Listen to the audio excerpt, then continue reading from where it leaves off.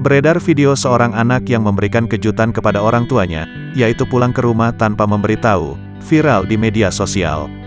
Video tersebut terdiri dari 2 bagian dan diunggah oleh akun TikTok bernama @tiokun225.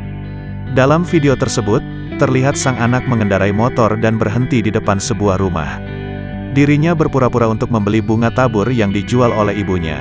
Sementara, ibunya tidak mengetahui bahwa pembeli tersebut adalah anaknya sendiri lantaran wajahnya tertutup masker.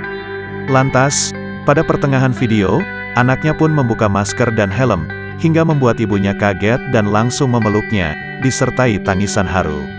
Hingga Kamis, tanggal 3 Maret tahun 2022, video tersebut telah ditonton lebih dari 34,8 juta kali dan disukai sebanyak 3,1 juta pengguna TikTok.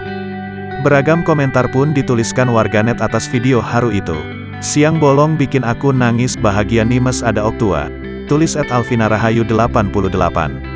"Sedewasa apapun dirimu di mata ibumu kamu masihlah anak kecilnya yang lucu," tulis @irwan_124.